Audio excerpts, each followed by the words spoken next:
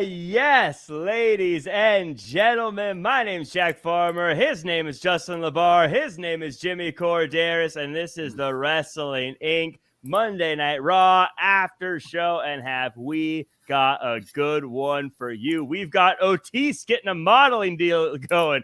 We've got Cody Rhodes and Roman Reigns throwing down on the mic, and we've got a whole bunch of news that I think this panel is going to be very excited to chat about. But before we get into all of that, Jimmy, how you doing today? Any fun news? Nothing we'll talk about except for the news we're going to talk about later. But other than that, I'm doing well. Interesting. We're on the road to WrestleMania and can't wait. On the road to WrestleMania, and what a fun road it's been. Justin LaBar, how are you doing this evening as we wait for everyone to settle in and find their seats? I'm anxiously awaiting for the WWE Hall of Fame to expand and start inducting podcasters each year. I think they should have a podcast wing of the WWE Hall of Fame. Who would I guess Raj would probably have to do mine. But Justin, who would induct you if you got into the Hall of Fame as a podcaster? Oh, I have no clue. That's never gonna happen. No, but I don't know. I'm good. I love this time of year. I love when we're this close to Mania. You can smell it. I usually watch like one Mania in a Mania season. So the other day I put on 18, which I know that's a very popular one, but I haven't watched it actually in years. I watched a good bulk of it. So yeah, I love this time of year. This is such a fun time of year to be a wrestling fan. And speaking of just what a fun time. We've got a fun group of people in the chat. But before we get to the roll call, of course, everyone's got to like, comment, share, subscribe. Again, just copy the link, throw it into social media and say, hey, everyone, join me for a fun chat about pro wrestling and see who shows up. We'll get a big party going here. But we got news to get to. I have to talk about this. As soon as the news broke, I knew I had to talk about it, and I've been waiting for this moment to talk about it. Of course, we're talking about the Hall of Fame, and the first thing I want to talk about is WWE Hall of Famer Goldberg. His contract expired. I think that's what a lot of people are thinking about right now when it comes to the WWE Hall of Fame. He's a free agent, and I guess that means he could go anywhere. Jimmy, do you expect to see Goldberg anywhere? Hey, it wouldn't surprise me. Let me put it this way. Goldberg, yeah, does he love the business? I guess he loves the money he can make in this business. And there are opportunities out there outside of WWE now, especially with that other company, which was mentioned tonight on television. Oh, okay. We'll save that for later. But yes, what I find interesting, though, is that there was a rumor out there that there was interest in him from AEW. And if he were to go there, I could just see the fans there now saying, oh, what a great grab, when, all those years they were anti-Goldberg, for lack of a better term, saying, hey, come on, he's done. He's old school. We don't need him. Now, all of a sudden, he's part of AEW. I can see them turning the page and going, hey, you know what? That's a great grab. Hall of Famer. It's it's so funny how we as wrestling fans will pick and choose who's a great depending on what they're doing and who they are, because I love Goldberg, by the way. I'm a big Goldberg fan. I liked him in WCW. I liked him in WWE. I'd be happy wherever he goes. Justin, do you think that we have a chance to see Goldberg somewhere else? Do you think he's just going to sign another contract when necessary? What do you predict the future of Goldberg is? I could see him signing some other deal that maybe had a match or two involved in it, but that also had some type of, if it was pitched to him the right way, some type of merchandising or licensing deal or something. I guess maybe similar to what we saw with Sting since Sting has arrived in AEW. And AEW really would be the only option. I know New Japan and some other international companies would have the bankroll to meet Goldberg's payday, but I don't see that. I think AEW would be the only place in North America that has the money and would do it. There's some synergy there. Goldberg obviously made his name on TNT and TBS in the 90s, so bringing him back there again, much just the same kind of story as Sting. I know for a fact there was interest from AEW in Goldberg several years ago before Goldberg, I guess, got back into whatever deal he just finished up with WWE. If I'm AEW, I think as Jimmy was talking about the fans, I think you kind of have to read the room and say, look, even if Goldberg gets a pop the first time or two he's out there out of just sheer shock, the AEW fan base doesn't seem like they're the traditional Goldberg fan. And you know what I mean? Like I could see the AEW fan base want to revolt against Goldberg, that he's not the style or the representation they want of pro wrestling today. So I would lean into that. If Goldberg, if Goldberg, everybody was on board for creative, I don't see the benefit of Goldberg in the ring with a Kenny Omega or somebody like that works a kind of style that's so fast and so layered. If I was AEW and if you made the investment to have Goldberg for a match or two and then maybe some other outside stuff that you do with him, build up one of your big guys. Take a Hobbs, take a Wardlow, who of course had the Wardlow back again when the light was in the bottle. Take somebody like that and let a Goldberg come in and let a Goldberg, basically it kind of almost in a little bit how they've evolved to the women's storyline with the Outcast. Let him come in and almost look like he's going to hamper an AEW homegrown and let Goldberg be a heel. That would be a wild booking of a 50-something-year-old Goldberg to bring him in purposely as a heel. But I think it would be the most fitting to the audience that is AEW if you align the right up-and-coming Goldberg light babyface. So that would be my fantasy booking on a whim if they did it. And I don't think that's out of the question. It's going to come down to the zeros, and it's going to come down to, is it just one match? Is it a match plus merchandise? Is it a match plus merchandise plus you're doing Jericho's Cruise? Is it a match? But maybe Goldberg does a podcast on AEW, because AEW has their podcast that they do. Maybe they sign him for a podcast deal because he hasn't done a podcast ever before. So I think there'd be things to explore of what could you do with him to keep him under your umbrella. But I wouldn't expect more than a handful of matches at most. And I agree. I don't think you'd want to see Goldberg every week or doing a whole bunch of stuff. But I agree with you, Justin. I think if he came in and acted similar to the Outcast, like I'm the big guy who runs over people from the big company and I'm going to run over all these guys. Maybe even if you did give him a few matches, have him run over some of the smaller guys that maybe don't get a whole lot of TV time, just to really rub that in. And that's when you have a Wardlow say, hey, you ran over them, but you're not running over me, pal. And then if a Goldberg match can't pop a Friday Rampage number, just pack the show in. There you go. That's a very fair point. Again, I'm a self-proclaimed lover of Bill Goldberg, though. Me and my pal James Kincaid, we call him Box Office Bill. So I'd love to see him. I'd love to see him anywhere. But and if I may just really quickly interject, not only pop a big Friday night Rampage number, but we need to pop a Wednesday night number as well. Yeah. We need to pump every number. Really? Yeah, why not? Sure. I want to give a quick shout out, by the way, to Ethan Cruz and Cindric Cruz, by the way, for coming through. Says Ethan Cruz sent me the link and said, come talk wrestling with you guys. Shout out to him. Yes. Shout out to friend of the show, Ethan Cruz. Thank you so much for sharing the show. Referrals are welcome. Yes. But look, I was kind of playing fun, obviously, when I started this, because I was talking about the Hall of Fame thing, but news broke today, Jimmy, and I'm sure that you've heard a lot about this. Your phone probably blew up. Everyone's probably asking you questions all about this. WWE Hall of Fame class 2023 is adding Andy Kaufman. Yep. Andy Kaufman, who is a huge part of pro wrestling history, is going in. I think this is well-deserved, and I love it. Jimmy, your thoughts on Andy Kaufman? No, see, for someone who was a tape trader back in the day, the VHS tapes, for those who don't know, was how we used to watch wrestling from other territories. We used to get them shipped in. And when he did his stuff with Jerry Lawler down in Memphis area, my goodness, the great stuff. And Jerry was a big fan of Kaufman's, and Kaufman was a huge wrestling fan. And getting to play off of Jerry Lawler the way he did and the interactions they had, he was just a natural. He loved this business, believe it or not, and he understood it. And he also had people questioning because, always in the back of people's minds, oh, yes, this is all predetermined, okay, blah, blah, blah. But he had people questioning. And it's just too bad that we lost him prior to the big explosion in WWF at the time, the WrestleMania thing. Can you imagine? He would have loved to have been a part of that. And, having someone of his celebrity status associated with it, could have possibly brought in even more fans. Or either that or have people questioning, hey, what's Kaufman doing? What does he think? But at the same time, it would have been so interesting to see what he would have done back in those days if he was around for that era.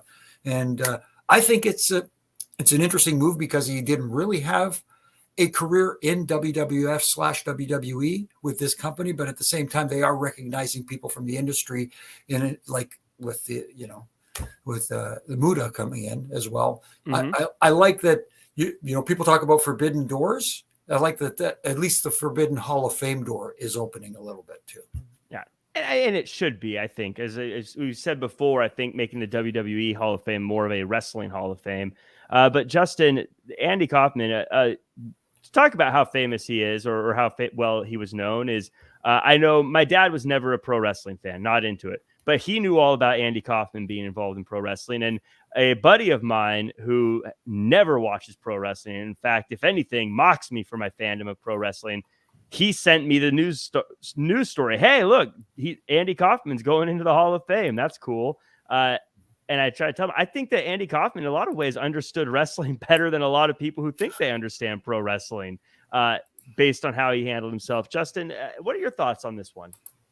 This is well deserved. I mean, WWE's had a celebrity wing for many years, but a lot of times in our history, we look back at WWE and sports entertainment. We mark 1985 WrestleMania 1 as really the 84, 85 the start. The MTV, the Rock and Wrestling. But no, Andy was before that. As Jimmy alluded to, the business that Andy and Jerry Lawler did in 1982. With the promos and then the first match of the pile driver and Andy being hospitalized, and they go on Letterman a couple months later, and then they had a bunch of follow-ups after that because it was just they kept printing money. That was huge in '82, and that's 2 years before 2.5 years before WrestleMania is a thing.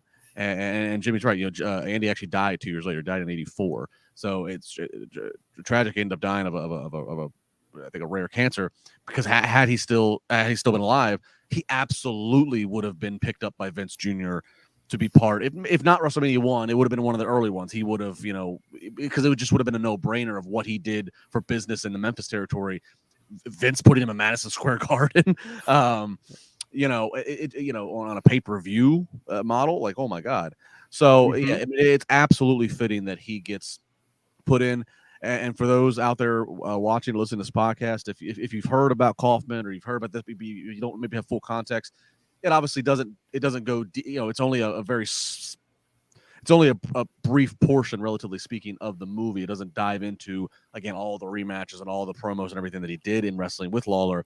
But if you watch the late '90s movie Man on the Moon, which stars Jim Carrey as Andy Kaufman, and Lawler's in it, and Jim Ross plays Lance Russell.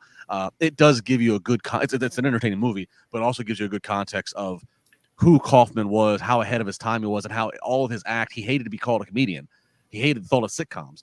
His whole act was predicated around making people constantly question, not making them laugh, but making them feel something. Maybe it's a laughter, maybe it's anger, maybe it's sadness. He wanted to always have you questioning, and it's pro wrestling is the perfect art form to apply all that to keep people guessing the illusion of what's real. Where does the real stop? Where does the fake begin?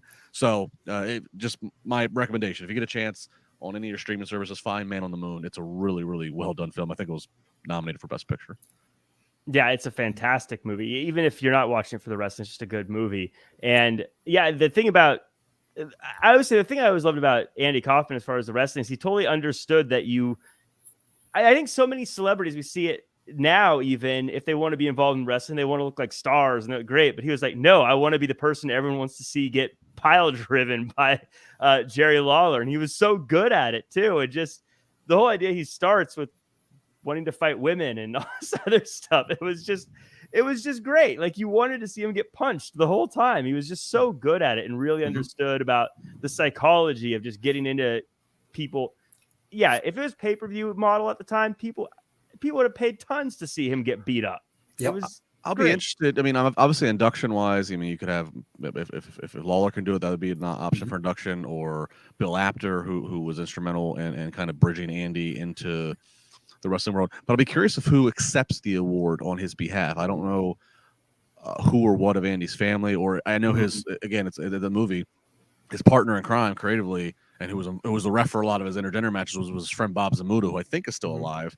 I don't know. I don't know if he would accept it, because he'd be probably the one that could speak the most to Andy's time in terms of, he was the one guy that was allowed behind the closed doors with Andy and the Axe. So I'll be really interested to see who accepts the award for Kaufman. He would be the logical choice, I think, very much so. Can you imagine a surprise where Jim Carrey actually accepts it for him? Oh, yeah, well, especially considering that, like, it's been well documented that Jim Carrey, who stayed like super in character that whole filming, he and Lawler legit kind of clashed. Yeah, Zamuda, according to Google, Zamuda is still alive, 73 years old. Cool. Yeah, so very, very cool to see Andy Kaufman going in. Now I see a note here. Chris Wendt with an interesting comment here. Oops, it moved before I could click it. Chris Wendt with an interesting comment here about referees. And it's funny because there was actually a report today, PW Insider, and that they're reporting that there's been talk of introducing a referee into the WWE Hall of Fame. Now, they didn't mention anybody, but Jimmy, I have to ask, where are you going to be on March 29th? As of right now, I'm going to be here with at least Justin, because if you're going to be in LA, I'll be here on Wrestling Inc. post WrestleMania nights 1 and 2, covering the event.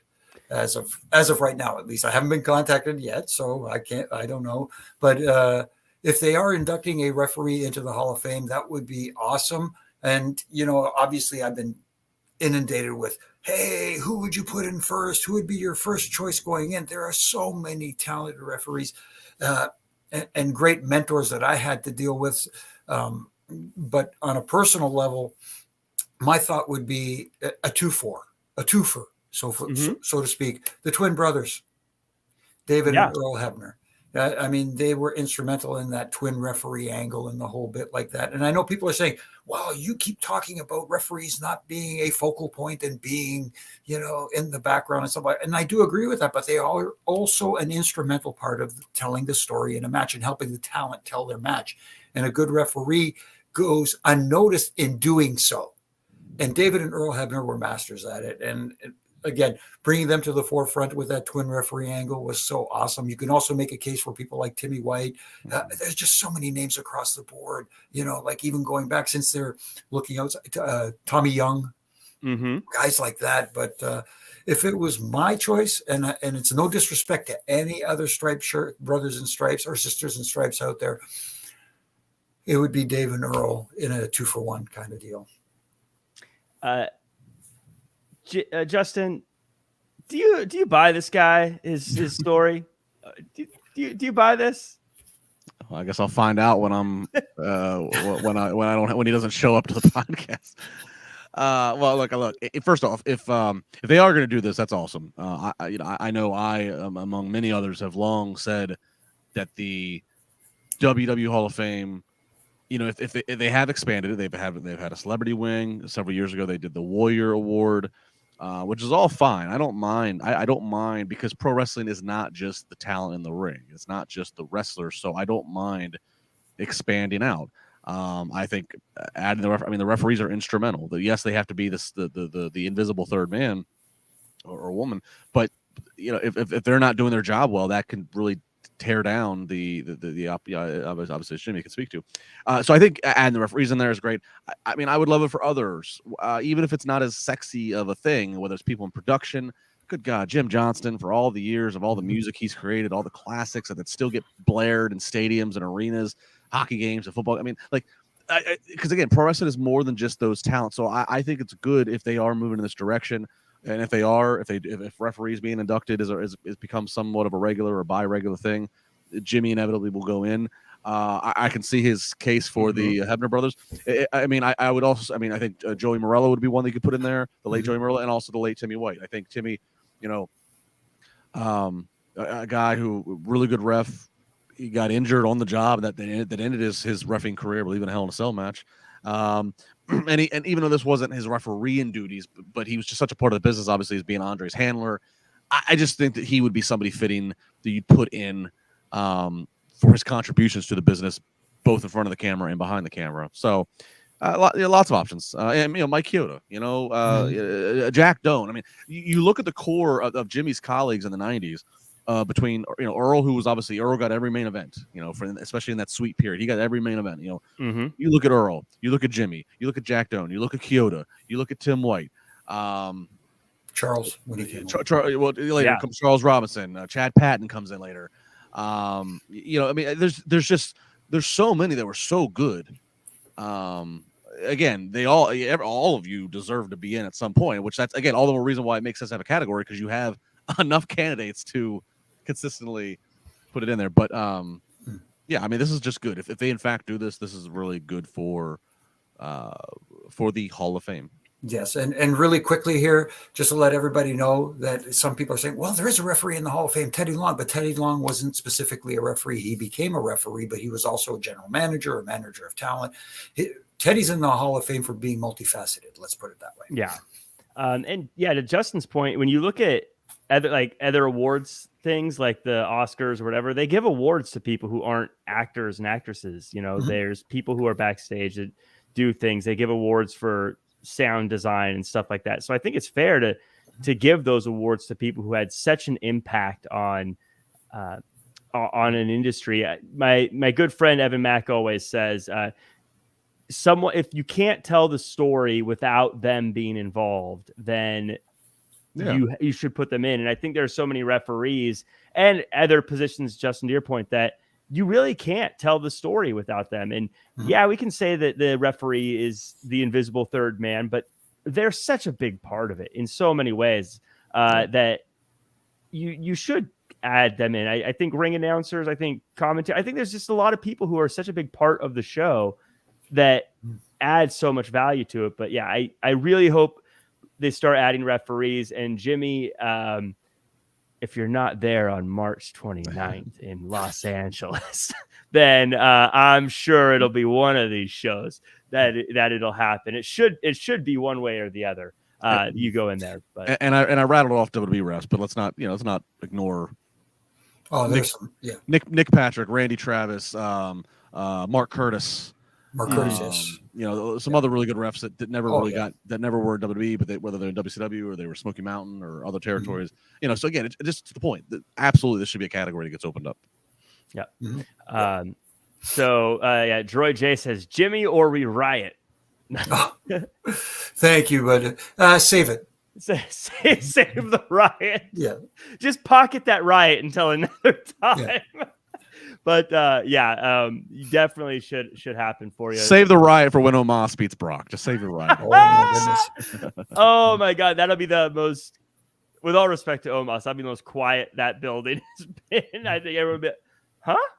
But hey, 10 million people. I know we'll get to 10 million people watched that video last week. That's pretty damn impressive. So let's get into the show. But before we do, I always like to thank everyone who's in the chat. Ethan Cruz has already brought in some business here. We're going to get you a sponsor, Ethan, for bringing in people. Bernie DC, Baxter, Mike Martin, Jeroy J, Matthew Tech, Cindric Cruz. Cindric Cruz, are you both Cruzes, Ethan and Cindric? But Jeffrey Sullivan, George Bartley, Tina Miller, friend of the show with the double hearts, back at you. Stephen Case and Mike Rouse. M. Rouse in the house. You're messing me up with a name change. Leonard Jones and Baby Ice, by the way, I like you called out NWO Nick Patrick. Not regular Nick Patrick, NWO Nick Patrick, Doom Tribe, and so many more. So does that mean we get Little Nate instead of Charles Robinson? Yes. Yeah. Charles Robinson's not going in. He shaved his head. He can't come out as Little Nate. But we also got, of course, Ricky, Zook, Rocky, and Elizabeth Rabe in the chat as well. We'll keep on trucking. Thank you guys so much for being on the show and being a part of it. I got a couple super chats before we get going, and just to sort of kick this off, because it's about Cody, but I don't want these guys to wait forever for their thing here. We got Best in the Smokers World with a chat saying, "What a difference a year makes for Cody Rhodes. It was an amazing promo, and it definitely sold me on the main event tonight." I think we all agree with that. I'm going to gush about that, by the way, so get ready for that. And Fly Eagles says, this one's to you, Justin. Justin, you mentioned Cody was calling his shot. Feel it's an error since he's losing. He did it versus Y2J and AEW, and the fans stopped believing in him. Bit of an assumption baked into there, but what say you? I mean, I have not made my official WrestleMania predictions on the air. I was going to kind of probably wait till like next Monday or something, but brother, I don't think Cody's losing. So I mean, he's calling the shot, but I don't think he's losing. Now look, it's never official until it happens on TV, and it's wrestling. Anything can happen, anything can change. But if all things stay the status quo between now and then, meaning injuries, politics, some crazy out of left field signing or departure, I think April 2nd, WrestleMania is ending with Cody Rhodes standing there, pyro going off, and having fulfilled the legacy. Yep. You know what signing could happen that would change everything? Re-signing Goldberg, and they say we got to put the strap on him. I'll be the only person there. Goldberg. It's like dead silent. Even if they re-sign him, he gets reserved to a Saudi Arabia show, and Cody beats him there. There you go. So let's get this show on the road. We start with Sami Zayn and Kevin Owens, and we get a nice heartwarming intro before the Usos come out, and we get a great back and forth, and the match is official. Usos versus KO and Zayn at WrestleMania. Jimmy, I want to start with you here. This is, by the way, I thought this was one of the most one of the better, I don't want to say best, I don't want to go over the top, but a really great promo that was very quick to the point, but also another example of the story being very predictable, but feeling so great watching it. No, it was everything worked. Everything clicked. This whole bloodline versus obviously Cody, we'll talk about later, but this story with Sammy and Kevin coming together. Look at this past Friday night on SmackDown. That hug at the end of SmackDown got a monster reaction. People wanted it so bad, and they got it. And this is the team that they're looking forward to.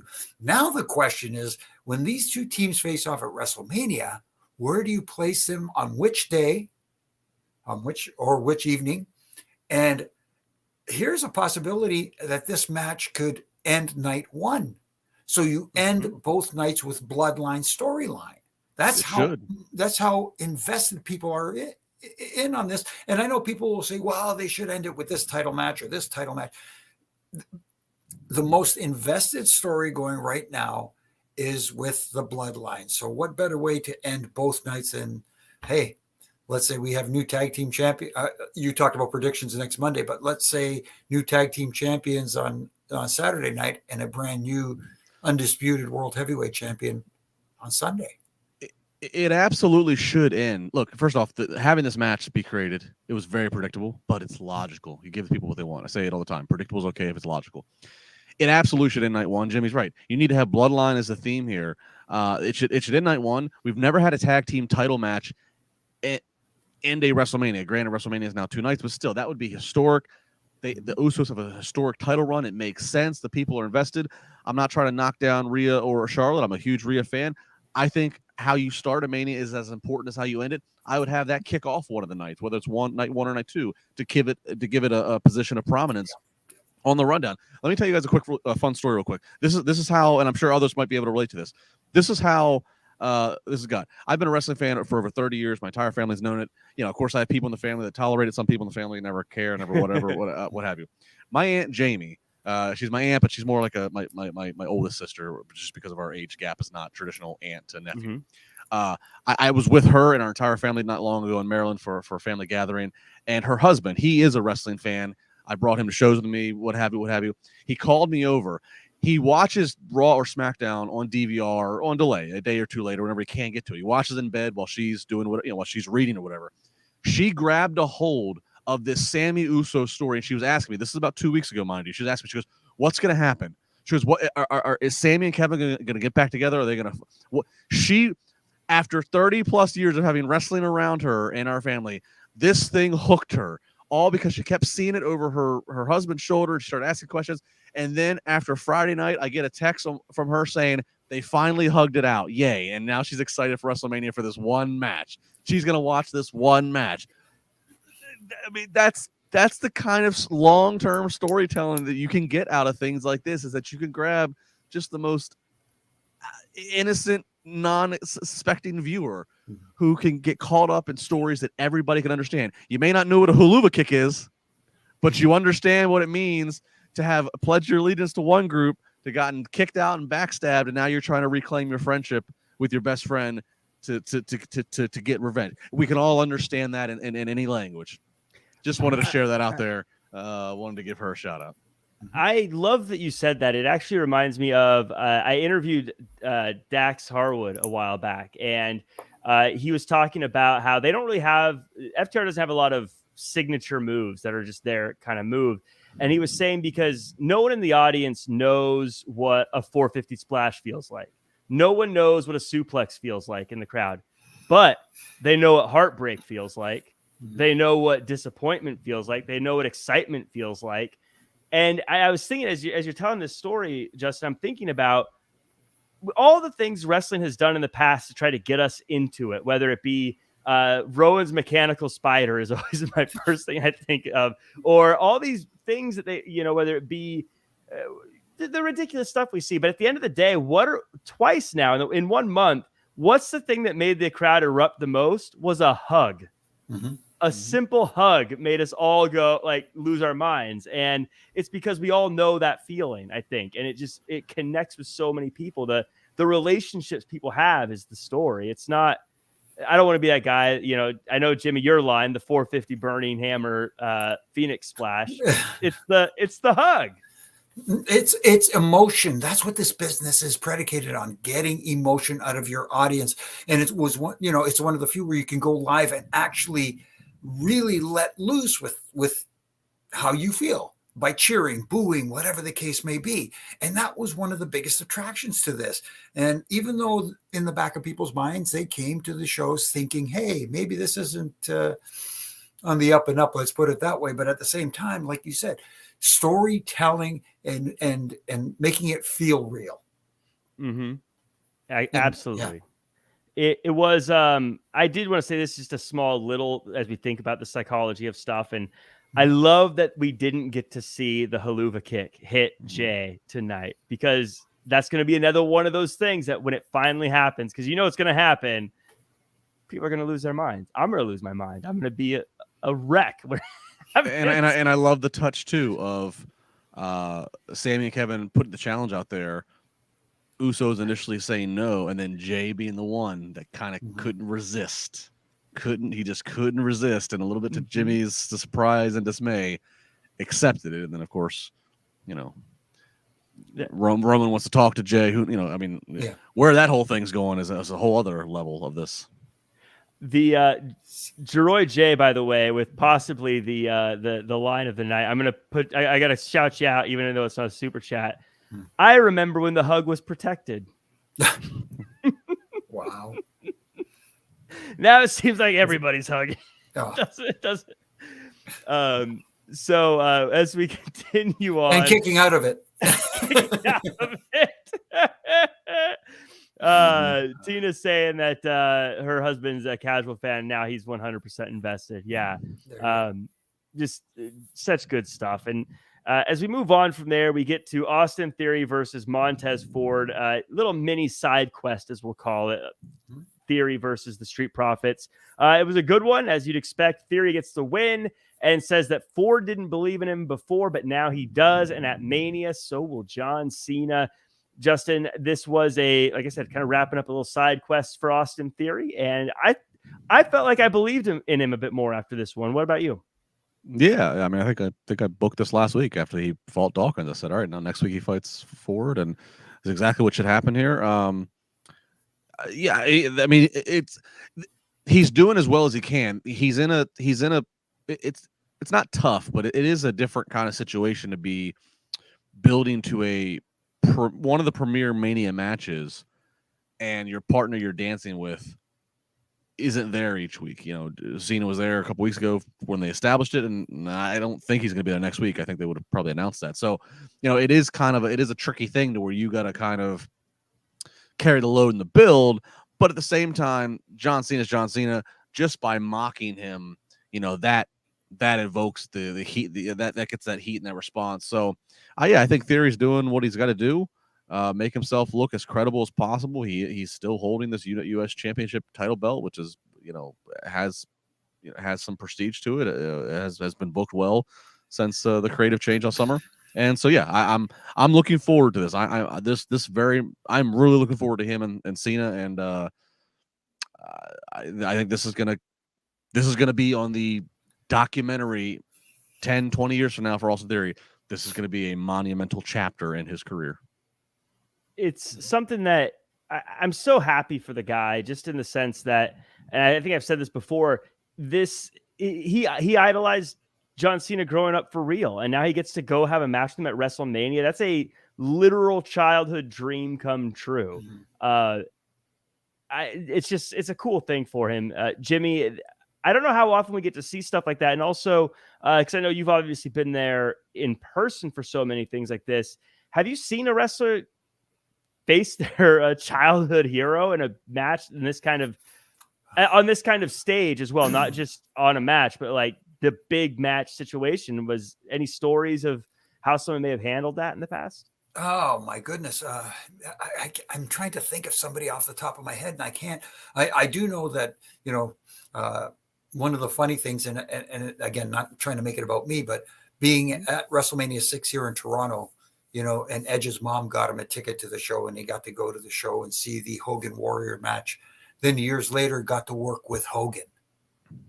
Mm-hmm. You know what I mean? There's a guy who got to live his childhood dream there, and it was something else, Yeah, those are amazing moments that you will never forget in your lifetime.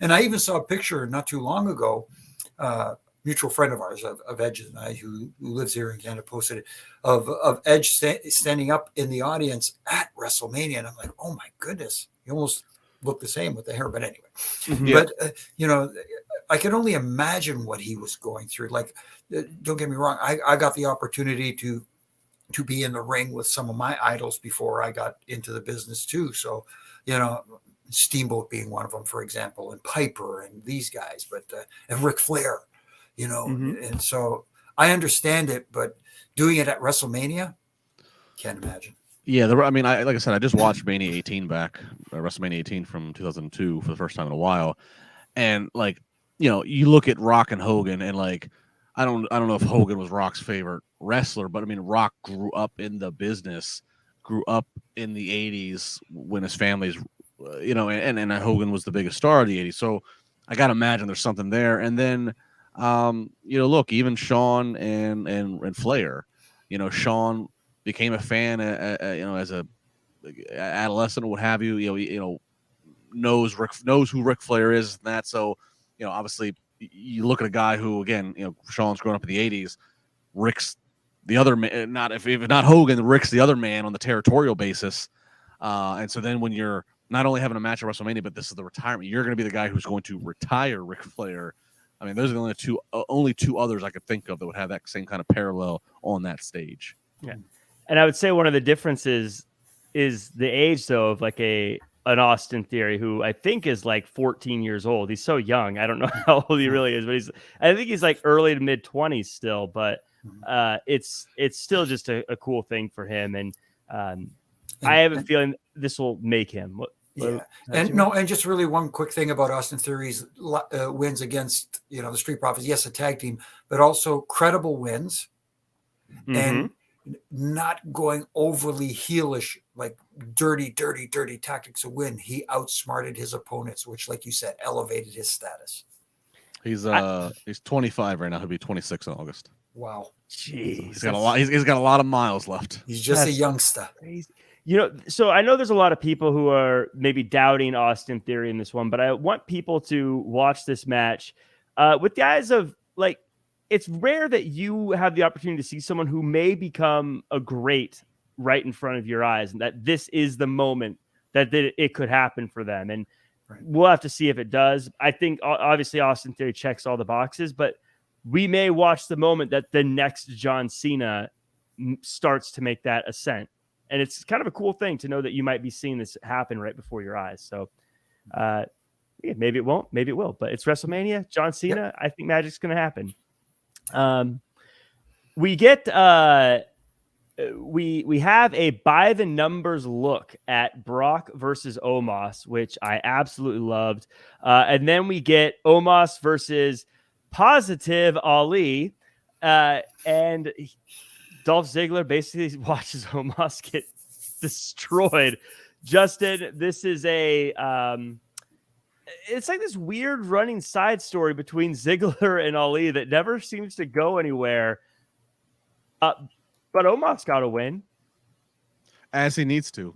I'm always a little, and there were several times tonight, when you have talent that are in major matches at Mania, I'm always a little, I get a little cringy about how much physical you ask them to do 2 Monday Night Raws out, 2 weeks out, because at this point it's like, is it a necessity for them to do this physicality? Is it going to help sell that many more tickets, that many more buys, or what have you? Like a little bit later on, Seth Rollins does a jump from the top rope to the outside, and it looked a little dicey about how he got caught or lack thereof. And it's like, one wrong move and your Mania payday, your Mania promotion all goes whatever. That said, Omas is exactly the guy 2 weeks out from Mania who you need to put in the ring. Very simple match. Ali, veteran, bumped around, made the simplest little things look like $1 million. This needs to happen. Omas obviously is going up against Brock Lesnar, and this is Omas's first Mania match ever, first really big match of anything. So he's one who needs to rack up wins. You need to get the audience reminding of him.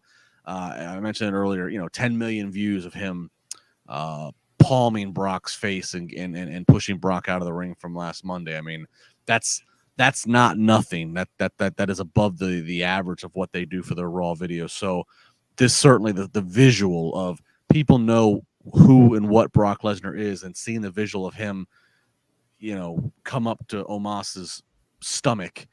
That's something. And so Omas getting out there, absolutely. This was exactly what needed to happen.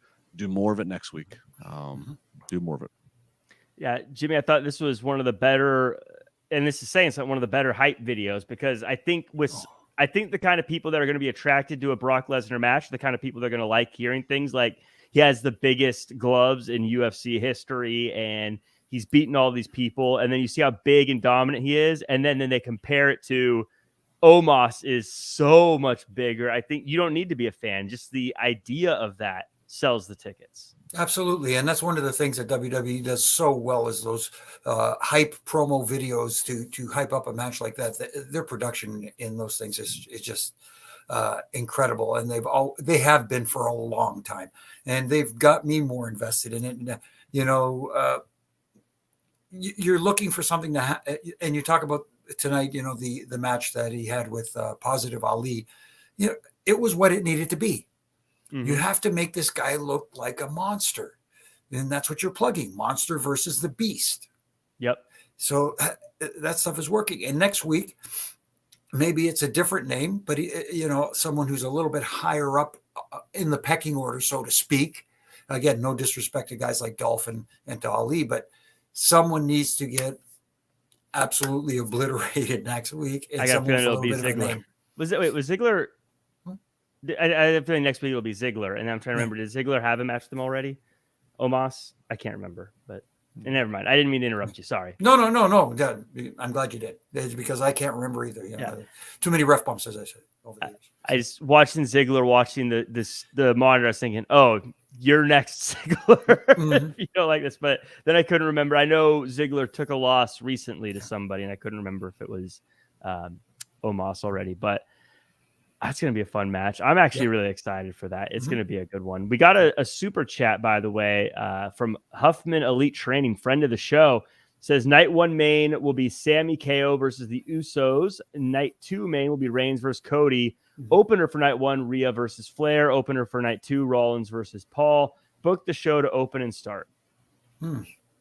I can get the Rollins versus Paul to open night 2. Not sure if that would open night 2. But the rest of them I can get behind. Yeah, I could see them opening up maybe night 2 with the Hell in a Cell. I was going to say, also from a logistical standpoint, just lowering the cell and having it down. I could see that. Yeah. Yeah. And it looks like it was Ziggler last week. So, looks like I had too many ref bumps myself. There you go. Announcer bumps. Announcer bumps. Exactly. So we get so we talked about Seth Rollins and a bit about Logan Paul. They had a segment. Logan Paul, he comes out, he does an impossible segment where he talks about how he loves wrestling, but we don't love him no matter how good he is at it. He shows us a bunch of funny replays of knocking out Seth until Seth is in the production truck and he cuts the mic and they get a fight going, and Logan Paul hits the real Superman punch and knocks out Seth Rollins. Justin, we talked about Andy Kaufman earlier in the show. I thought this was such a well done way to just make us absolutely hate Logan Paul. He was unbearable. But this is what it needs to be. I mean, the crowd naturally likes to dislike him, and he's very good at it. He's very antagonistic. He and his brother have made a lot of money off of being the antagonistic outsiders who are talking crap, whether it's in the pro wrestling world or the boxing world or whatever, but they've been able to back it up. And so, it's a little yin and yang, because when you watch him in the ring, when he does show up for these premium shows and matches that he trains for, I mean, we're always talking about the viral moment, the moment in the Rumble, him and Ricochet, like. So it's a little yin and yang, because his style is that you like to lean into as a babyface and tout and support. But I think at the end of the day, he's just such a natural heel. Don't fight. This is just what his role is. And people are behind Seth Rollins. They're behind him. They're behind the goofy laugh. They're behind the singing to a song. So this is right. This is the lane that it should be. And I fully expect these guys are going to, again, have, just like Rumble with Paul, they're going to have one moment. We've seen Logan Paul in Saudi Arabia. He jumped off the top rope onto the announce desk filming himself. And I fully expect some piece of technology innovation is going to happen. He's going to start a live stream on Twitch. It's going to last 30 seconds. I don't know. He's going to do something that's never been done before, and there's going to be some viral moment of crazy athleticism. Oh my God, did you see that? That's going to happen. Oh, I agree. I think it's going to be such a talked about match. I'm so excited for that one. I think that one could steal the show, actually. Jimmy, but I want to talk to you about the outside of the box thing. I mean, to Justin's point, something's going to happen at WrestleMania, but even this segment was outside of the box, with them cutting the mic and Seth Rollins being in the truck, and also the replays, but with the zany sound effects and things like that to make Rollins look like an idiot. Just very outside of the box approach to this. Yeah, it was unique and different from what everybody else does as a heel. And that's what he was doing. He was antagonizing the audience. He's already got them disliking him because he's the outsider, so to speak. He's the guy who doesn't belong in our business, and they're playing off that. And that's perfect. That's what they should be doing. And having, Rollins in the truck and acting all in his leopard-ish outfit with those crazy glasses, and that people are liking this version of Seth Rollins. So this is a natural that's, with two athletic guys. And I'm actually kind of surprised at how well Logan Paul does in these rings, because what you need is a lot of repetition. And that's now that WWE is back to live events / house shows again, they're getting back in the ring. They're getting those repetitions in. They're getting that groove back. Logan Paul has to do it in a gym. Yeah. Which is not as easy. So this guy's athletic ability is actually pretty amazing, and especially to do what they do in this industry. So what they did tonight was they got me looking forward to their match at WrestleMania, and that is the end game. Yeah, that'll be a fun one. We move on. We get Johnny Gargano versus Dominic Mysterio. Johnny's all bandaged up and fighting through injuries, but eventually they do him in, and Dom gets the win here. Jimmy, not a whole lot of special stuff here. It looks like they might be planting some seeds for maybe Gargano and Dexter Lumis versus Judgment Day after Mania. But right now it's just plucky underdog Johnny Gargano coming up short. Right, exactly. And they had a story going in. He was, he had the ribs taped and he was selling going into the match. So he kind of has a little bit of an excuse, so to speak. The babyface has a little bit of an excuse, but tried to gut it out as best he could. And here's a guy who, in my opinion, got over a little bit in a loss. And Dominic Mysterio is just killing it as a heel. He is really so dislikable right now. And again, you talk about a day and age where people go, oh, this guy as a heel, I'm liking him. Yeah. Here's a guy like Logan Paul, like Dominic Mysterio, guys who are actual heels getting the desired heel reaction. And that's what I'm loving most about this. And like you said, it does look like it's leading towards a tag match between him and Damian Priest versus maybe Lumis and Gargano. Yeah, or Gargano. And whether it happens, maybe a Mania pre-show match, you never know, whatever the case. But whenever it happens, I am looking forward to it. Well, it's nice because when it does happen, if it happens, it's not a quote random match. We go, right. Oh, it makes sense why that's happening. But Justin, we also get we get more questions about what will it take to get Rey Mysterio to agree to a match with Dom. That's the $1 million question I asked last Monday. I said, that's what's so intriguing about this is that all the things that Dom has said, what is it going to take? We all figured we're going to get the Mania match of Dom and Rey. So what's it going to take to get Rey to finally snap? And Dom teased he's going to be at SmackDown Friday and the family's going to be there.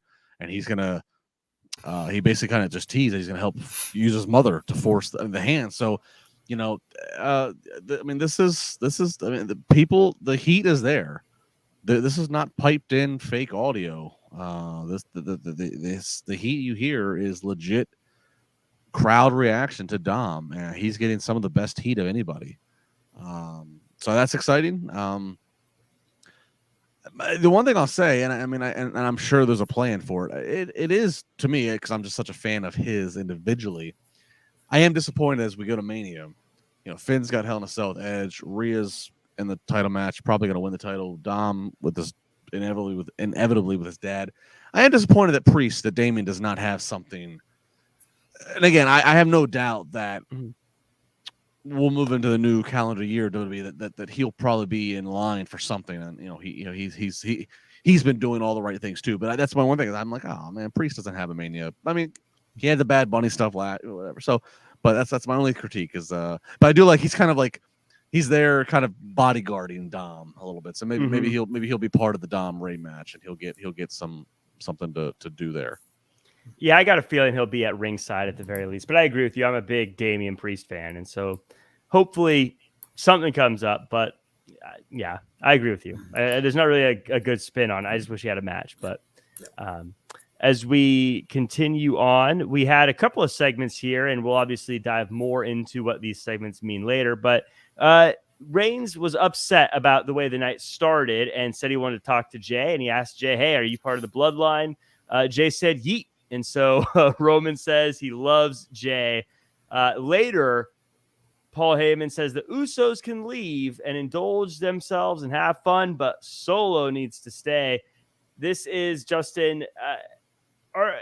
They're really heavily planting the seeds that Jey Uso is going to break away from the bloodline. And again, we'll talk a little bit more about the promo, but is it a surprise to you that they're teasing this already? Or I feel like this is what a lot of the section of the fans wanted as well. What are your thoughts on, I guess, this development?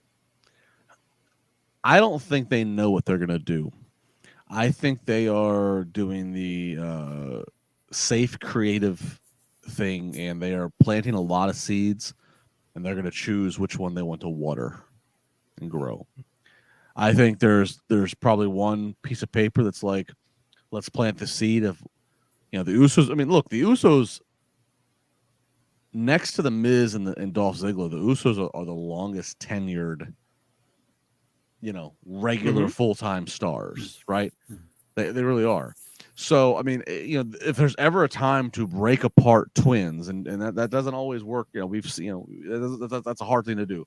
If there's ever a time to break apart twins, maybe this would be it, where Jey and Jimmy truly can be identified separately and have their own followings.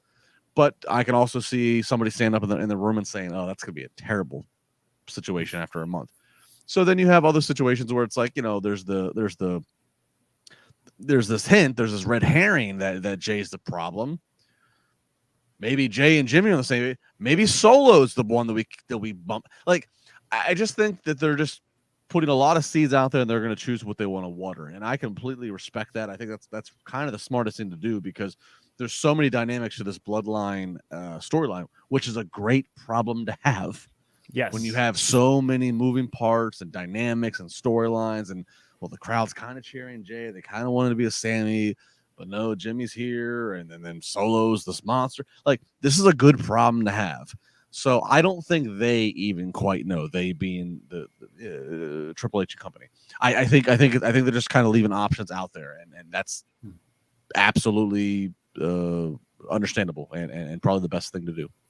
Well, and I think what makes it helpful too, to your point, Justin, is that because Jay's always had a little bit of issues with Roman, and Roman's always had a little bit of issues with Jey, this doesn't feel like if it's a red herring, it feels authentic. It doesn't feel like they're just throwing stuff at us to make us, like, if it doesn't go anywhere, I'm not going to go, oh, well, that meant nothing. What a waste of time. I'm like, no, that was true to the characters that they're portraying here.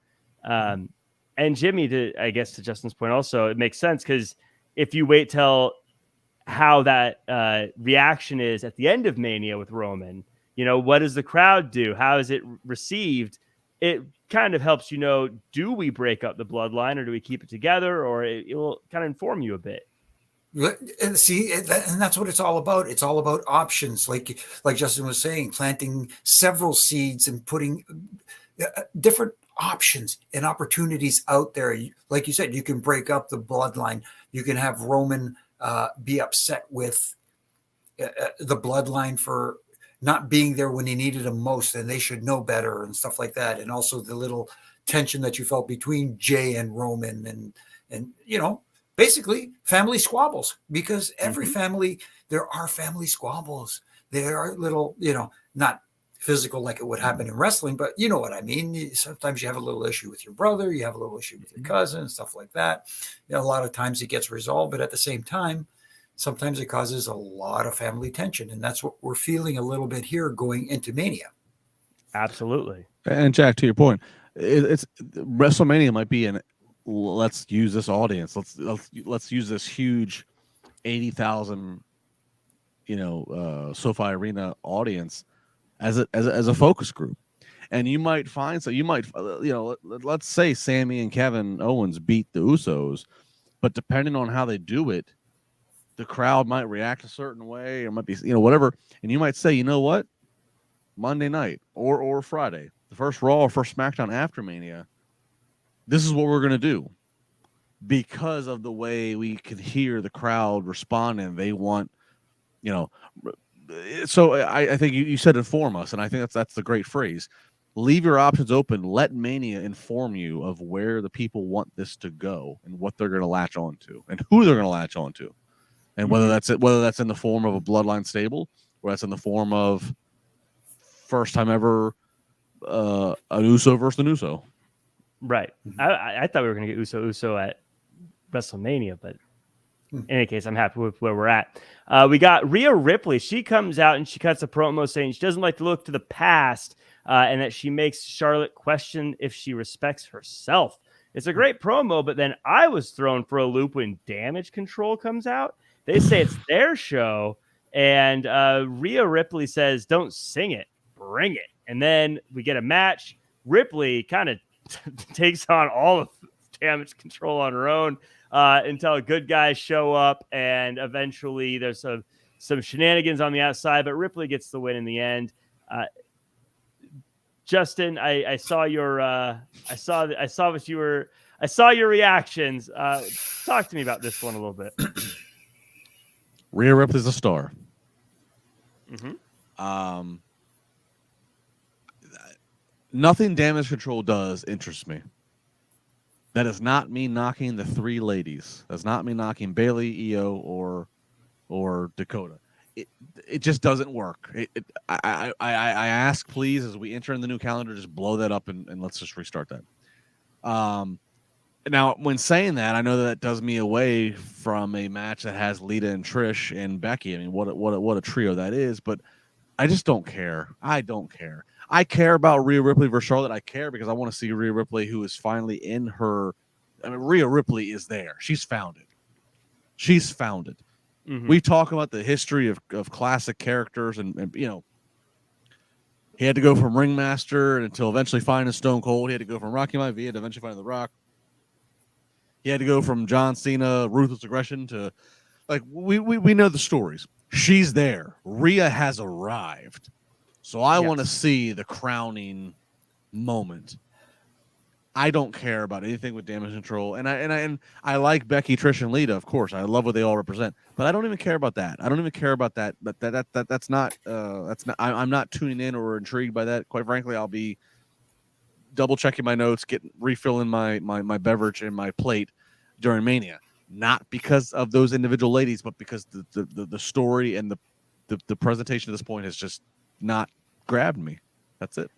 I think that WWE is almost a victim of their own success in this case, because I look at the bloodline and I'm thinking their thing is that they're all related from this big family of successful wrestlers, and now they're trying to assert their family dominance. And I look at the Judgment Day, and they have all this, you know, Dom and Rhea are together, and you have all these different groups that have real connections for why they're together and what their goal is and what they're doing. And then when you get to Damage Control and you say, well, why did Io Sky team up with Bayley? Mm-hmm. Because she did. Yeah. There's not really. And I think if this was a year ago, we wouldn't have had those expectations because we didn't have all these great relationships between different wrestlers. But now that we do, it's sort of shining a light on those groups that don't have that, if that makes sense. Yeah. And I'm starting to go, oh, well, why? If they have all these stories, why don't they have a story? They're just together to be together. And you said something very interesting, making sense. And it felt like this confrontation tonight between Bayley and Rhea only happened to kind of further along the Damage Control versus the three other ladies, Lita, Trish, and Bayley, Becky. Sorry, getting confused there. The 6-woman or 6-person tag match that looks to be on the horizon. And that was the only reason for this match, especially having two heels in there when the crowd, you can tell from the crowd reaction, they didn't want to cheer or boo anybody. They just were not interested. Well, that was what I wanted to talk to you about, because that threw me off. At first, when Damage Control came out, I was thinking, are they going to try to reposition Rhea Ripley, especially when they started ganging up on her and the good guys came out to help her? And that is the question. Rhea versus Charlotte. Who's the face? Because Rhea cut a heel promo tonight, but yet there is still a population that's kind of in my camp, which is like, oh, Rhea is becoming she's the next thing. Charlotte kind of is always this like she's Charlotte Flair, but there's always kind of like a boo that kind of undertones her because she's better than everybody else. So yeah, I mean, it's interesting. You have this questionably heel versus heel women's title match that I'm very into, again, for all the things I just said. But then on the flip side, which we'll get to in a second, you have the other women's title match, which is face versus face and Bianca and Asuka, and I'm losing interest by the minute. Yeah.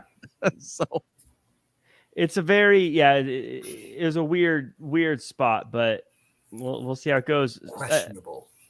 Another thing that was interesting on this one is Edge cut a floating head promo with some floating candles, and he says he is the evil in the valley, and he challenges Finn to bring his demon to meet the devil. Justin, this is clearly him calling out the demon. We are not getting Finn Balor, and Edge didn't seem too bothered by it. What's your take on them being so blatant that it's going to be the demon? Yeah, I'm fine by it.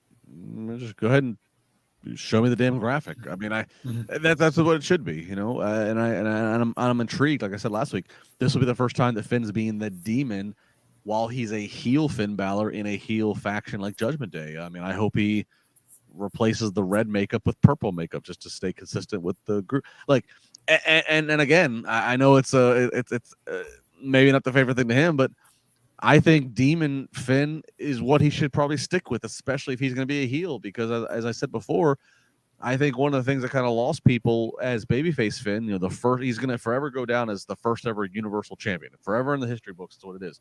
I was there for that night, and I was so on the decision then, and then he got injured and whatever. The demon is very intriguing to look at and very intriguing to watch. And then when he's not the demon, when he's not Superman, and he's back to being just a civilian, he's kind of meh. So I just kind of say, I would advocate maybe embrace this demon side more. Maybe don't do as much face paint or do as much things that might be a hassle to do every night or every week for TV. But I would embrace that side of him more, especially in Judgment Day, because I think that's the more interesting side of him versus great abs, smiley Finn Balor. They are great abs, but Jimmy, the thing that I guess rubs me the wrong way about this is I'm, in a sense, too much in the same camp as Justin, in that I guess there's a part of me that always felt like I felt like the demon wasn't something he could just control and pop up anytime he wants. I thought it was something that sort of in character just sort of happens in certain moments. But if I know he can just go, oh, this time I'll do it, I think, well, why don't you do it every time? It's like Bruce Banner saying, well, I'm not going to use the Hulk to fight this evil villain, only certain evil. You know what I mean? It doesn't make sense. I thought it was... am I making sense about like what I'm trying to say here? No, I totally understand what you're trying to say, and I get that. But at the same time, it's nice seeing some variety as opposed to the same demon character coming out. It's kind of like with Edge calling on his inner devil, as he said, to come out in this match, because it is, after all, Hell in a Cell. So you have to bring out the most evil side of you at times, because that is an evil structure.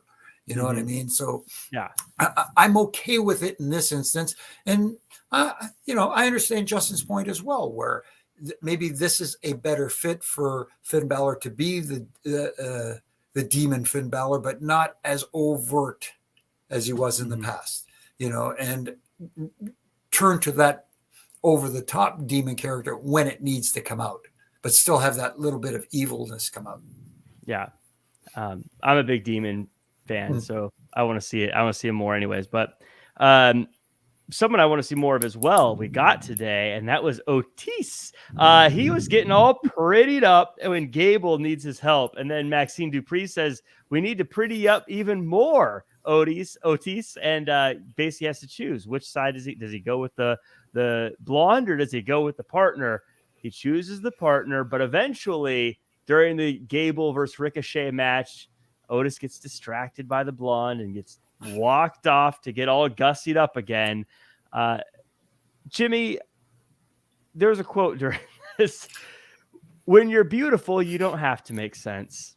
Mm-hmm. Okay. Just stuck with me. Yeah. It's a very good point, and it fits in perfectly with the Otis character as well.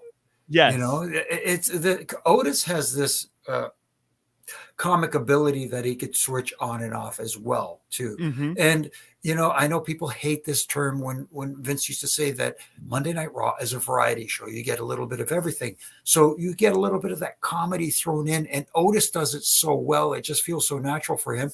And even his partner Chad Gable has that comic ability that I compare to Kurt Angle's. Mm-hmm.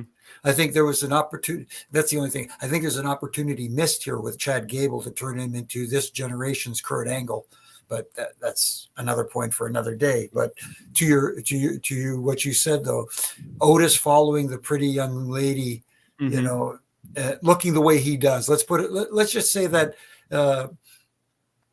I hate to sound. Hey, he's got a great track record with with the ladies in WWE. Yes.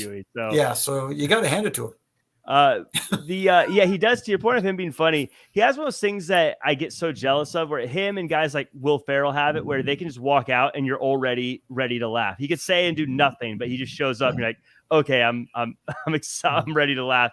But Justin, going back to what we were talking about earlier, the stuff that seems to be working so well is just these relationship things. And this is really just the classic story of a guy choosing between his friend and the girlfriend. And every single guy who's had a friend who's dated someone has dealt with this.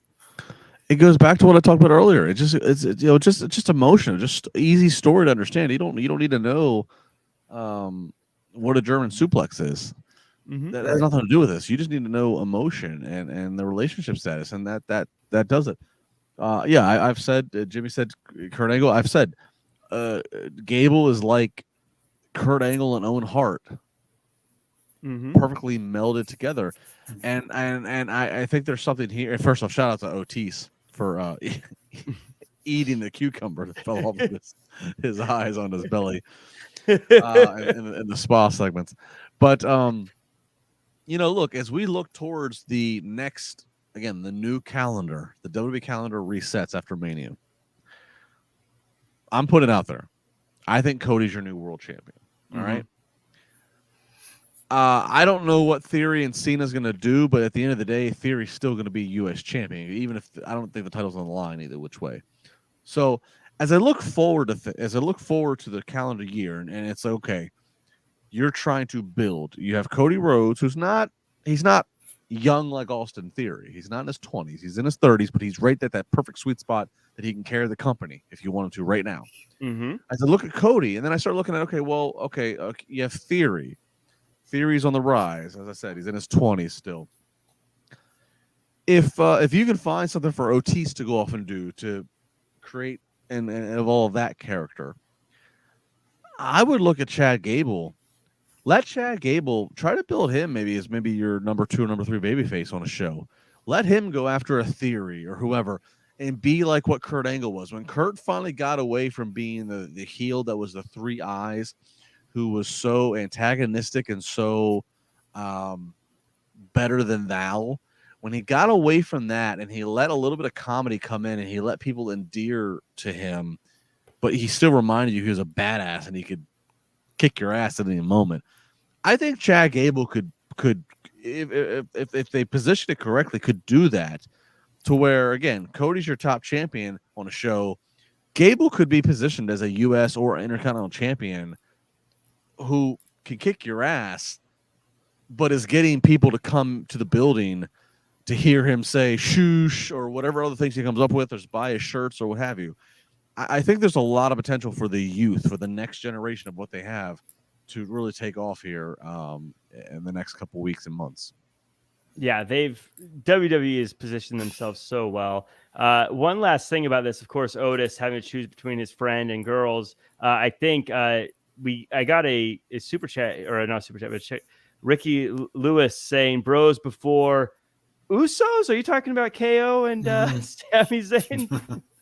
No. But we'll continue on to Chelsea Green. She says that she has a new partner this week. It's going to be Piper Niven. and that they're going to have a tag team match against Bianca Belair and Asuka. They have the tag team match, one of these classic can they coexist? And for the most part, they do until the very end. Belair still hits an incredible KOD, gets the win. Asuka attacks Bianca post-match, and Jimmy, this one's finally got some heat to it, some spice between these two. Yes, and it took a little while to get there because until tonight, I don't want to say that they've got me invested right now, but they've got me at least a little more interested. It's a start. Hopefully they could capitalize on this next week and build it some more, because there's the story going into this WrestleMania title match between Asuka and Bianca just has not done it for me. Yeah, mm-hmm. And it has nothing to do with the fact that I don't think they will have a good match. I think they'll have a great match. But again, there's no story there to get me invested. And it still hasn't got there yet. There's still a little bit of time, but maybe this should have happened a little sooner. Yeah. Yeah, these are two of my favorite female wrestlers, to be honest. Like, if I had a top 4, they would be in there for sure. Maybe top 3. But I kind of agree. I think just there's not a lot of story to it, Justin. Any takeaway from this one? No, same. It's two talents I enjoy, but they're a baby versus baby situation, and I don't think anybody's really. I think we all are kind of uncomfortable who we're supposed to side with. Mm-hmm. That's kind of what I can sum this up to. So like Jimmy said, the match will be entertaining. Yeah, but and yes, the title's on the line, so there's stakes, so to speak. But the journey to get to the match is very subpar by my expectation for what I expect for a Mania title match. Dylan Matthews in the chat has mentioned Asuka versus Bianca was always going to be number 2 and Mommy is in the other match. This is why, and Dylan, I think you make a great point. So many people say they got to split up the titles from Roman Reigns, but this is exactly why I don't think they need to, because the exact situation that's happening with the women's championship, there's clearly a quote unquote real world championship match we're looking forward to. And then the other one, and that's what's going to happen. So don't split them up. Just I agree with that. For the longest time, I hated the fact that if you have 2 shows that are on 2 totally separate networks of USA and Fox, have 2 world champions. I got that was just kind of like the need. Mm-hmm. But you know what? Again, since Triple H and creative change in the summer, and the way they've elevated the U.S. title. And we don't talk about it because it's primarily a SmackDown deal. Mm-hmm. But the way they've, again, Roman has his reign. Usos have their reign for tag team titles, unified, mind you. Mm-hmm. Gunther has a hell of a reign as IC champ. The way they have solidified these reigns, and then Gunther has an IC title match, they've made the IC and US title mean so much that I could see a benefit of just make there be one world champion. That's just the most cohesive thing. There's one King of the Mountain. But then the U.S., the U.S. Intercontinental have been built up so much that they could headline a premium level event. Yeah. I think we're entering that territory. If Austin Theory is the U.S. champion, if he goes into Mania and beats John Cena, don't tell me you can't have WrestleMania Backlash and the main event being Austin Theory with his title up against Seth Rollins, built upon Seth Rollins or built upon Chad Gable, or I would buy into it because you have done the work to tell me that this is a champion and a championship that matters.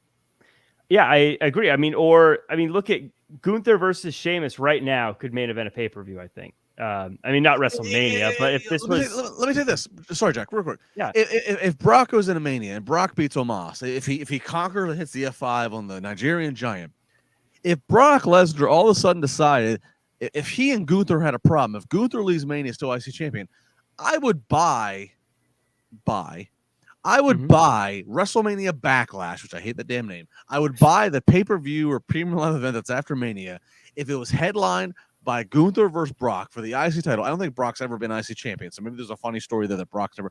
I would buy that because the IC championship matters.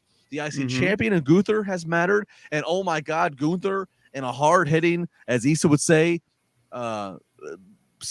meaty men slapping meat, like I would buy into that. So yeah, that's what I'm talking about. You don't need your world champion at that point to be on every show, and that is beautiful if you have that luxury on your booking situation. 100% agree. Yeah. We got a super chat from Ron Taylor, says they missed a big opportunity to turn Asuka into a great Kabuki or Muda type. It would have been epic for her to spray the mist in Bianca's face. No, you could save that for the go home. Yeah. If you're going to do it, you could save it for the go home. You know, and then going into Mania, whatever it is, 5 or 6 days later, you can even have Bianca selling the eyes a little bit going into it, you know, or whatever the case may be. But no, you don't have to do it too soon. I got a feeling she's going to get misted at Mania too. I feel like that's going to happen. It'd be fun to see Bianca mist Asuka. Just throw a little switch in there. Doesn't need it. She has the hair. The hair. Exactly. We get to the end of the night here, though, and this is every single week they just knock this out of the park. I'm so impressed every time. Roman Reigns and Cody Rhodes, just I don't know if you guys know this, but they're really good at this whole thing. Roman, he says Cody ran away when he was Stardust. He ran away when he couldn't get over in AEW. He ran away when his body couldn't hold up after Hell in a Cell. And what's he going to do after Mania? He's going to run away when he realizes he can't be the champion. But Cody just says, look, I help make pro wrestlers more money in every locker room. I am proud to be a pro wrestler. I'm done talking about my dad. He also just literally calls out, Jay's going to leave you. Jimmy's going to leave you. Solo's going to leave you. Heyman's going to leave you. And the line I just loved, you're going to be a chief without a tribe. And then, of course, we get a little tease of Solo versus Reigns, or Solo versus Cody, but Reigns holds off and the chief walks away without the championships over his shoulders. But this just so good here. Jimmy, I want to start with you. Is WWE referencing AEW too much, man? No, I get the fact that they referenced them, but in this case, it worked because it was a reference to Cody, his story, basically. And, you know, what did Roman say other than being a little bit sarcastic about it? Say that was a lie. Right. You know what I mean? It felt like you were working on the truth. And that's what and that's what, you know, we talk about AEW, you know, catering to their diehard audience and not being able to. Now, this will not only cater to them, but even the more casual audience of a WWE will look at it and go, ooh, boy, he took a hell of a shot at him there, you know, and referencing the other place. But it's because it's not referenced every week in an underhanded way. It meant more tonight. I was just teasing because I know that's what they say about No, of course. No, but it's a great point though, because people say, you know, it's one of the things that I critique about AEW is they reference the other guys a little bit too much. It's kind of like somebody bleeding. If you're bleeding every week, then when you're busted open, it means less every week. So them referencing the other company made it mean that much more tonight. Justin, I want to give you free reign to talk about this segment, but also just we talk about Cody being the next guy. I feel like a lot of times people will throw out names and say this person could be the world champion, this person could be the guy, this person could be focused on. I feel like what we're seeing now with what Roman has done and how good Cody Rhodes has been, like, no, this is really what being the guy looks like. And I feel like it's really made it easier to see there's definitely a difference between someone I like and who is very talented and someone who can be the guy. Yeah, I mean, every bit of protection and like threshold has been met. Cody was able to avoid the audience being split by a possible Sami Zayn a la Daniel Bryan 2014 situation. He supported Sammy and he endorses Sammy, and Sammy and KO getting the friendship. So Cody gets a little bit of a rub for helping facilitate that. John Cena, when he was on Raw a few weeks ago when they were in Boston, John Cena passes a little bit of a babyface torch to Cody and a hug and an embrace of the stage. No harm done there. Now John Cena tells you Cody's the guy. But all the while they're telling us this, and people aren't. They're not rejecting. They're like, it's almost like the audience. It's almost like the audience recognizes John Cena's just a step away from retirement, right? Mm-hmm. And we don't have any other babyface on that level. It's almost like they're being told by Cena and by all their heroes, Cody's your guy. Just embrace him. Don't be afraid. And the crowd is tonight. In addition to all the things I just said, the promo exchange was great, and the crowd was chanting for Cody. They're there, and that's why we had that super chat way earlier in the podcast that was being presumptuous that Roman's going to win, and I said no, I think Cody's going to win this because I think and I hope that the powers to be recognize. You have somebody who the people believe in, who's never been world champion before, can be world champion and break this 1,000-day streak, and it's going to be okay, and they'll hang on to it. Tonight was the final piece of the puzzle, which was Cody got into the mind of Roman. Roman sold it with the facials. Roman started to doubt himself when Cody started to forecast what life's going to look like when the tribal chief is no longer champion. You said it. You said it referencing what he said. Yeah. A chief without a tribe. That scared Roman. Mm-hmm. That was all sold tonight. It's there. They have their next baby face world champion. I'm not saying Cody Rhodes is going to be the next John Cena, because Cena's arguably on a Mount Rushmore, but eventually a heel champion. It's no different than the Undertaker streak. Mm-hmm. Should Brock have been the one to break the streak? Big debate to this day. Even Taker admits that. Yeah. But the streak should have been broken at some point, because in wrestling, you do the job to hand on to the next generation. Pro wrestling is kind of like building up equity.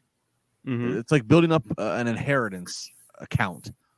What good is it that you build it up if you don't pass it on and sign it off to somebody else? Mm-hmm. So Roman's done all this work for this 1,000 days and what have you. What good is it if he never loses, or if he's held on for so long that by the time he loses it, the person he loses it to, nobody really cares about? Right. If everybody's now caring about Cody and Roman's ready to let that inheritance, that could do wonders. Cody could be the guy that carries the company for the next couple of years. So it's time. But bottom line, this segment was exactly what it needed to be. It showed that Cody is in Roman Reigns' head, and he is doubting the head of this mafia that all of your support system is going to collapse when I pin you 1, 2, 3.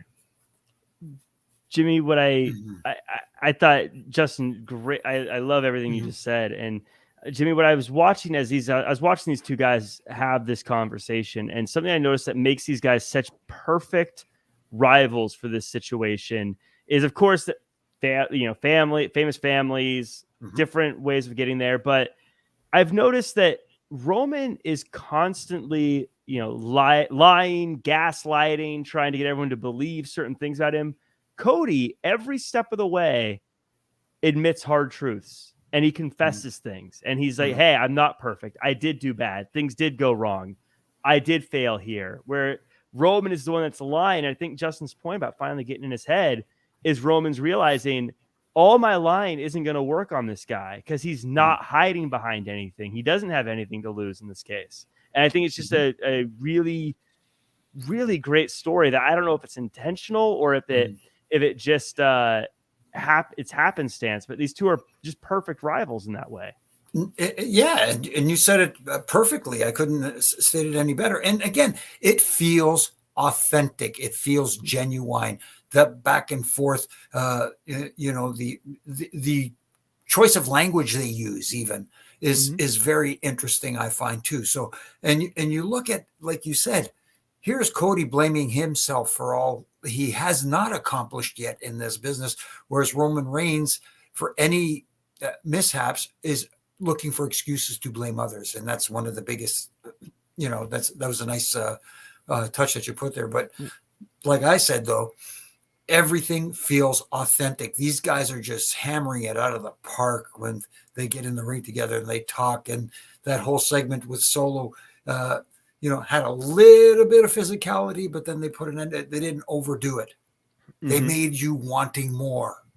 And that's what it's all about. And now I'm looking forward to WrestleMania, this match at least, because, people are questioning. You could make a case for either one coming out of WrestleMania with the title, but can you imagine the eruption when that, if not when, I want to say when, but if Cody, manages to pin those shoulders down for 3, it'll be amazing. I mean, it'll be a history-making moment. I'm excited for. And also for like you said, Justin, for post-Mania season, lots of seeds have been planted. There are a lot of options with where they can go with the bloodline. It's not just, this is a definite path. They could splinter off into different, Yeah. I mean, if Jimmy and Jay have their own problem, let's say Cody wins. Let's say Roman takes some time off, right? Mm-hmm. And the Usos have their own things to work out. So then there's Solo, who they've been very conscious of protecting. Well, now all of a sudden you could have the wise man and Paul Heyman there counseling Solo, and Solo could be a challenger for Cody Rhodes for a premium live event. And all of a sudden Solo, who I don't think has been pinned on TV, he's been very well protected. He certainly has vengeance and reason for blood to go after Cody. Mm-hmm. Now all of a sudden you have a viable, new, fresh challenger for Cody as your champion with Paul Heyman in Solo's corner doing the talking. You have another week, another month's worth of programming and build to a buy of a main event. I mean, so they have set themselves up really. Just this is. I hope they follow through. I hope they don't do something that's going to collapse all this, because they have a lot of options right now, which is awesome. They're going to raise the stakes next week and make it the Cinnamon Toast Crunch main event. That's what they're going to do to mess us up. But we got a super chat from Andrew Ung saying, I'm a little confused by Roman looking like Papa Doc in the 8 Miles reference. But Solo versus Roman should be a banger at SummerSlam. So a little prediction of Roman versus Solo. Again, there's, like you said, like we've said, there's many options here. You never know. Yeah, because I think Jay is probably going to have the next crack at Roman if things go a certain way. But they're knocking it out of the park each and every week. Everyone in the chat, let me know what you thought of the show. Let's give it an out of 10. Let me see what you guys think. I thought the matches are starting to get a little obvious because Justin alluded to, we're kind of protecting people and things are locked in place, so you can't really give stuff away. But their promos and the storytelling, I think, has been absolutely top notch. I love this episode. I'd give it an 8, just off the top of my head, shooting from the hip. Justin, what do you think? I give it a 7.5, but it's not to be derogatory. It's just, and I've said this for years, they know where they want to be for the go home episode of Raw, which is next week. You know exactly where you want everything to be. The week prior to that, it's a little tricky. Some of your top level stories, you don't want to touch anything because you're already where you want to be. You need to catch up to the other matches. The Dom versus Ray, for example. We're doing double duty, and we're doing both a Monday night and we're going to do a Friday night segments to build it. So 7.5 between that and 8, just because it wasn't a lot of things that moved me, but it was just things that needed to happen. But that's where we're at on the road to Mania. But I fully predict next week, next Monday, when they are in the final Raw, it'll be guns a-blazing. Yeah, I agree. Jimmy, what say you? Any final words? No, nothing more to be said. Those are great analogies. And if I'm giving out a number, I'm probably in that same neighborhood, that 7.5-ish neighborhood. And again, storylines progressed. And that's the main thing. And we're less than 2 weeks from WrestleMania, so you have to get people even more invested. Yes, we know it's WrestleMania and people are going to tune in because it is WrestleMania, but you want to give them more, reasons to tune in other than it's the Super Bowl of pro wrestling or whatever the case may be. But tonight was nice, and looking forward to next Monday to see that go home. That's for sure. It's going to be a good one. We got a lot of good scores here as we wrap up. Everyone, please give us a like, comment, share, subscribe. Leave a little comment in there. Share the show with your friends. In the chat, Mike Martin with an 8, giving the show an 8. We've got Cindric saying 8 as well. We got a 7 from Huffman Elite Training. Mike Martin, 7.5. Rocky, 7.2. Goodfella, a 9. Baby Ice, 7.5. Ethan Cruz, 7. We got a 6 from Adam Staples, 8.5. From Dylan. Thank you guys so much for coming through the show. Dream Realm Studios, Kite High, and everyone else. Thank you. Appreciate you guys. Before we head off, though, real quick, Justin, where can the world find you online? At Justin LaBar across the socials. I'm back Wednesday night with Jimmy and Issa after Dynamite. Friday mornings on channel 156 on Sirius XM Radio for Busted Open Spar with LaBar. And then, when we get to the crazy weekend, that'll be April 1st, April 2nd, April 3rd, Mania nights 1, 2, and then Raw. I'll be on all night. I think Jimmy will be on unless he gets inducted. I'll be on with him every single night. So make sure you guys are tuned in, because it's gonna be a fun weekend to talk about all the things that are gonna unfold. Mm-hmm. Jimmy's going to ref the 24/7 Hall of Fame match between Ray and Dom, I think, as he accepts his award. But Jimmy, where can the world find you and all the stuff you've got going on? Here on Mondays and Wednesday nights, and as Justin alluded to, the WrestleMania weekend, you will find us here as well. And you can find me on all my social media platforms doing my ref and rants from Monday to Fridays, having a little fun, critiquing, not tearing down, but wanting the business to be better. That's why I do it. And also now doing with my good brother in stripes, Brian Hebner and RJ, the Reffing It Up podcast. We have a special guest this week. Something we don't normally do, but there's a lady referee by the name of Scarlett Donovan that will be joining us this week. So it's going to be very interesting. Scarlett is awesome. I've had the chance to work with her quite a bit here in Southern California, and you guys are going to love chatting with her. So everyone check out that show as well, Reffing It Up, to listen to all that. You can find me at Real Jack Farmer across all social media. But speaking of Scarlett Donovan, we're going to be working together on March 30th for Santino Bros Presents California Love. It's going to be kicking off GCW's The Collective. It's a morning show. We're the opening act, baby. We're going first. So you can watch it on Fight TV. It's going to be live. I'm going to be on the call just yapping in your ear the whole time you're trying to enjoy the match. But we got a lot of cool stuff there, so you're going to want to check it out. Also, make sure to follow at Wrestling Inc. across all social media. Check it out for news, all the after shows, all that good stuff. Ricky says, what city? It's in Los Angeles here in California. It's at the Ukrainian Center if you're in the area where they're doing all the GCW shows. Again, March 30th. Oh, wait. Oh, you'll be there? Oh, it's the LA. It's LA. But yeah, come by, check it out if you're in the area. It'd be super fun to see you. If not, check it out on Fight TV. But thank you guys so much for joining us. We will see you guys next time, and next time should be the After NXT show right here on Wrestling Inc.